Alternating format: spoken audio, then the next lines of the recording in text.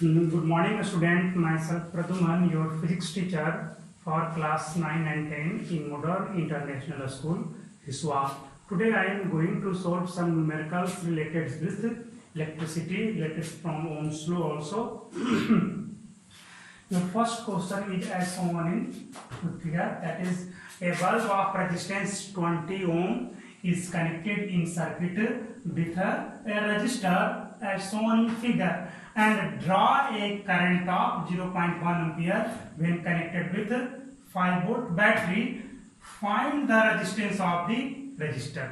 Question यहाँ पे आपको दिया गया है कि एक बल्ब है तो एक रेजिस्टेंस के साथ, जैसा कि फिगर में आपको दिखाया गया है, कनेक्टेड है, और जब ये 5 वोल्ट बैटरी के साथ कनेक्ट किया जाता है तो बल्ब कितना करंट ड्रॉ कर रहा है? 0.1 एम्पियर। जब स्विच को क्लोज कर दिया गया तब कितना करंट चलना शुरू हो गया? 0.1 ampere. Then find the resistance of the resistor. ये रजिस्टर हमारा है, इसका रेजिस्टेंस हमें मालूम नहीं है, इसी का वैल्यू हमें फाइंड आउट करना है। So you watch here, bulb and resistance R connected in series. So the equivalent resistance of the circuit,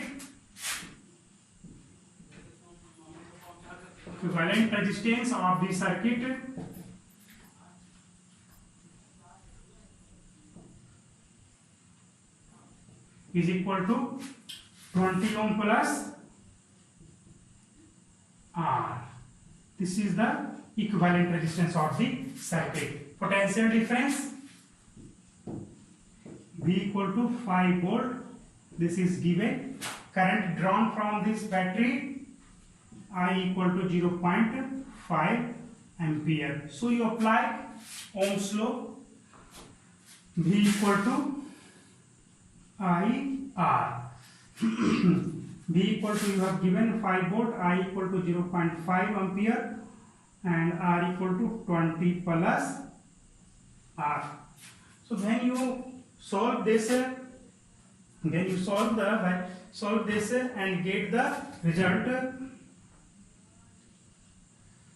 20 ohm. That is, this is equal to this divided by 0.5, or sorry, here given 0.1, not 5.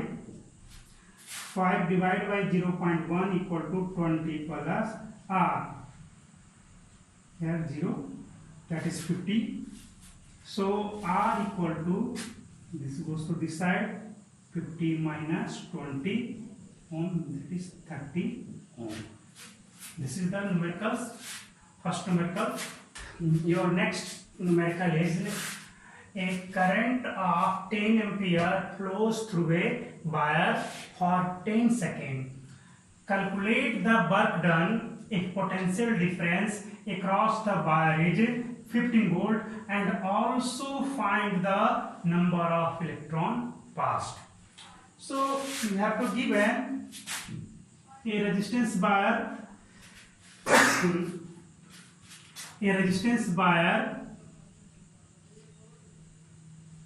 connected with 15 volt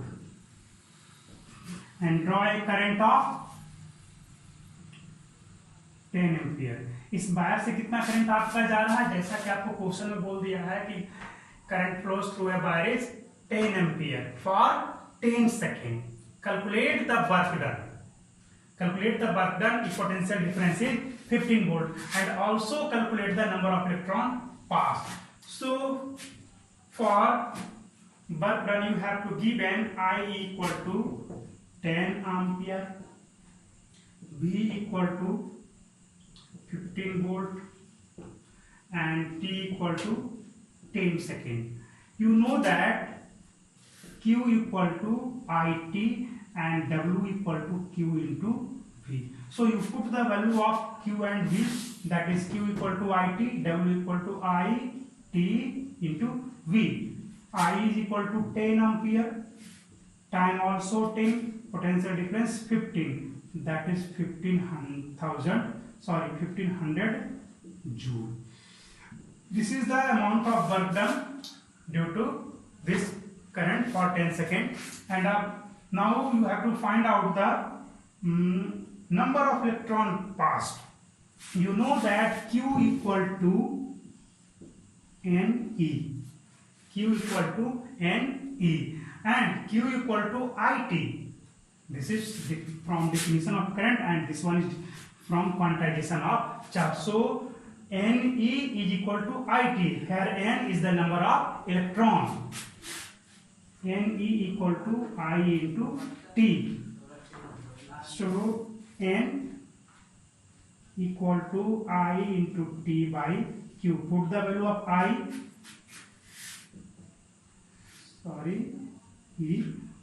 I equal to 10 into 10 divided by 1.6 into 10 to the power minus 19 है ना. एक electron का charge क्या होता है 1.6 into 10 to the power minus 19 coulomb. So you calculate this, then just remove it.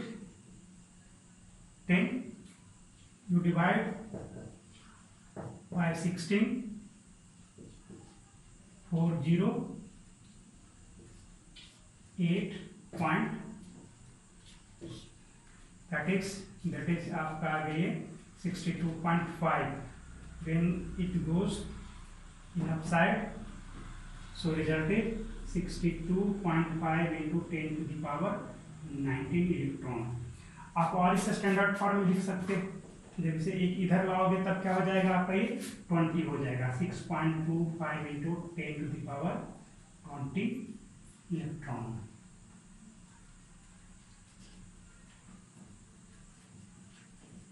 आपका इतना electron आपको 10 सेकेंड में पास कर गया है ना.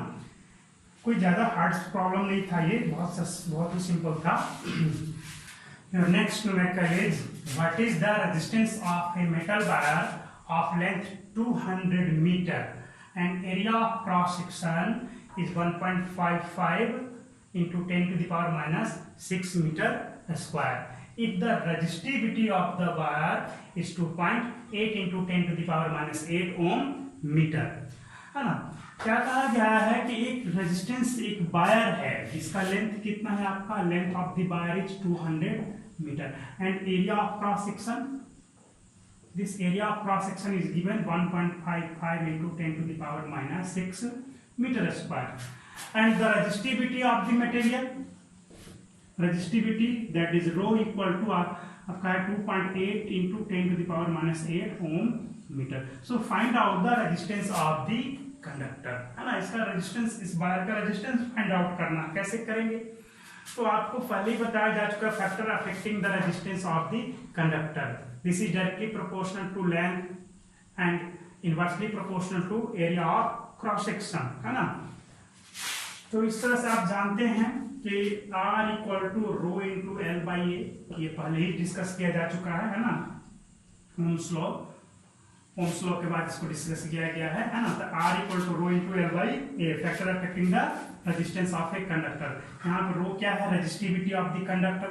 रेजिस्टिविटी कितना है 2.8 into 10 to the power minus 8 ohm metre into length कितना है 200 मीटर और area of cross section 1.55 into 10 to the power minus 6 metre square.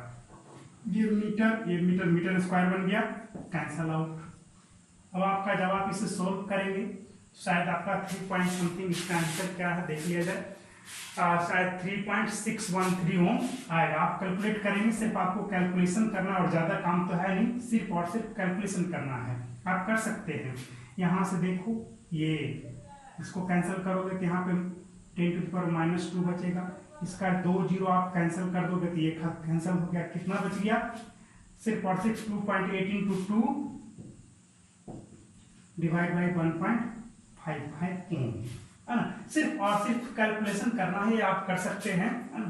इसके बाद आप जब सॉल्व करोगे तो शायद इसका 3 पॉइंट कितना आ रहा है आंसर, 3.613 ओम, 613 ओम ये आपका आंसर आ जाएगा. Just you divide and get the answer.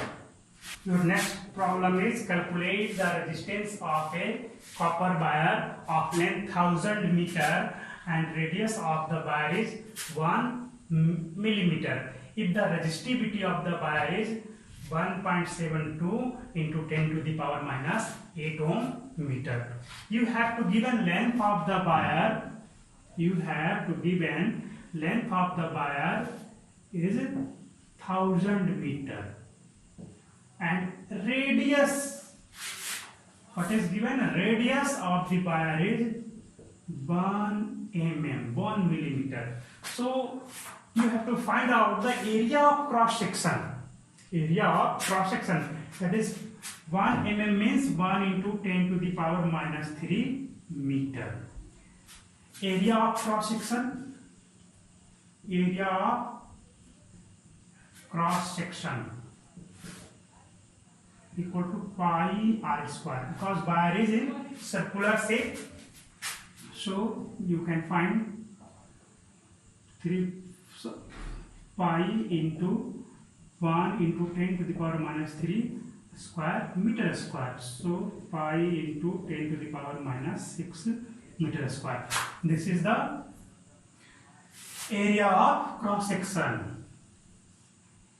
A is known, L is given 1000 meter, rho is also given 1.72 into 10 to the power minus 8 ohm meter. So you can find out the resistance of the wire by helping the formula of R equal to rho into L by A. Your answer is, the answer of this question is 5.48 ohm. Answer 5.48 ohm. You can find this and calculate the answer by solving them. Your question number 5 say that if the length L of the wire having resistance R becomes double by stretching them, find the new resistance of the elongated wire. हमारे पास क्या है, एक wire है, इसके length को क्या किया जा रहा है, डबल कर दिया जा रहा है. अभी इसका रेजिस्टेंस कितना है, R है ना. अब इसे कर क्या दिया जा रहा है, इसका लेंथ को खींच करके डबल कर दिया जा रहा है. तो जब हम इसे खींचेंगे, खींच करके डबल करेंगे, तो क्या इसका क्रॉस सेक्शनल एरिया वही रहेगा या वेरी करेगा? वो बिल्कुल चेंज हो जाएगा, है ना. पहले कितना था, इसका लेंथ L था, क्रॉस सेक्शनल एरिया कितना था, A था, है ना. तो वॉल्यूम क्या हो गया इसका, L इंटू A. वॉल्यूम क्या हो गया इसका, L इंटू A. बट अब आपका न्यू वायर में, न्यू लेंथ ऑफ वायर में न्यू लेंथ क्या हो गया आपका, इसको स्ट्रेच करके 12 कर दिया गया, और आपको क्रॉस सेक्शनल एरिया आपको मालूम नहीं है. कैसे फाइंड आउट करो, क्या मटेरियल इसमें इंक्रीज किया या इसमें इंक्रीज किया है, या जैसा था वैसा ही था, मटेरियल तो जितना था उतना ही रह गया. दैट इज आपका वॉल्यूम पहले जो था अभी भी वॉल्यूम वही रहेगा. तो न्यू वॉल्यूम क्या हो जाएगा इसका, volume equal to L dash into A dash. और न्यू वॉल्यूम तो चेंज हुआ ही नहीं है ना. दैट इज वॉल्यूम सिर्फ रहेगा. वॉल्यूम क्या हो जाएगा, L डैश A डैश, तो पहले का वॉल्यूम और अभी का वॉल्यूम सेम है. That is L into A equal to क्या हो जाएगा, न्यू लेंथ कितना है, 12 into A dash. L cancel out, A dash कितना हो गया, A बाई 2 हो गया. तो यहाँ से आपको एक कंसेप्ट मिल जाएगा. अगर आप लेंथ को डबल कर देते हो by stretching the wire, then its length becomes half, है ना. अगर इसको 3 टाइम्स अगर इंक्रीज कर देते हो तो आपका क्या हो जाएगा, इसका लेंथ क्या हो जाएगा, sorry area of cross section क्या हो जाएगा, A बाई 3 हो जाएगा. 4 टाइम्स कर देते हो, है ना. लेंथ को आपने कर दिया 4L, एरिया तो ऑब्वियसली आपको A बाई 4 होना चाहिए, तभी ना आपका L इंटू A आएगा, है ना. आप 6 टाइम लेंथ को इंक्रीज कर दो, एरिया ऑफ क्रॉस सेक्शन क्या हो जाएगा, A बाई 6 हो जाएगा, है ना. ये सब आपको माइंड में रखना है. सपोज इसके बारे में जान लीजिए कि सपोज रेजिस्टिविटी क्या है इसका, बिटी ऑफ मटेरियल इज रो. तो इसका रेजिस्टिविटी रो है. जब हम इसे खींच देंगे, क्या रेजिस्टिविटी वही रहेगा या बदल जाएगा?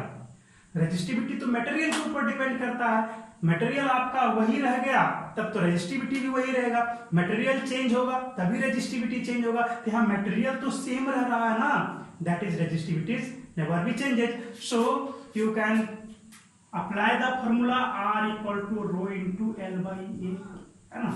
इसके लिए क्या हो गया आपका, इसके लिए resistance R equal to rho into L by A हो गया। अब इसके लिए न्यू फॉर न्यू वायर, ये तो आपका ओल्ड वायर है, पहले वाला जो वायर था उसके लिए आपका ये एप्लीकेबल हो गया R equal to rho into L by A. ये किसके साथ रिलेशन मिल गया, लेंथ क्रॉस सेक्शन एरिया और रेजिस्टिविटी के साथ इस R का रिलेशन मिल गया। अब आइए न्यू वायर के लिए चलिए, है ना। फॉर न्यू वायर अब तो नया हो गया, जैसे इलॉन्गेट किया तो इसके लिए R डैश क्या हो जाएगा, rho into L dash by A dash, क्योंकि आपका रो तो चेंज होगा नहीं, रो जैसा पहले था वैसा ही है। तब बताओ R डैश इक्वल टू रो कितना है जी, रो तो रो रह गया, एल डैश कितना है 2L हो चुका है, ए डैश कितना हो गया a बाई 2 हो गया। इस 2 को ऊपर भेज दो, क्या होगा रो इंटू 4L बाई ए, 4 को बाहर निकालो, 4 into rho into L by A. ये rho into L by A क्या है जी, ये न्यू रेजिस्टेंस है ना, सॉरी ओल्ड रेजिस्टेंस है, जो पहले वाला वायर का रेजिस्टेंस था, है ना। तो क्या देखा आपका 4 times of old resistance, new resistance क्या हो जाएगा, पहले वाले रेजिस्टेंस का 4 गुना हो जाएगा। कब, जब लेंथ को डबल कर दिया।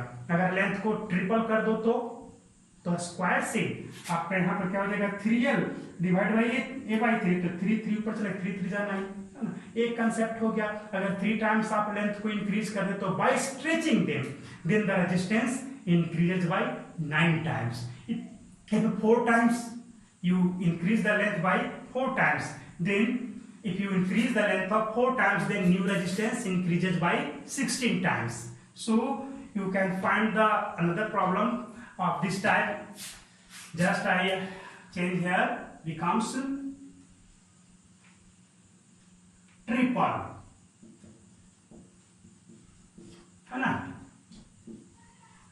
यहाँ पर ट्रिपल हो जाएगा। तब आपको उस केस में आपको रेजिस्टेंस आपको फाइंड आउट कर देना है, ठीक है। It's all for today's.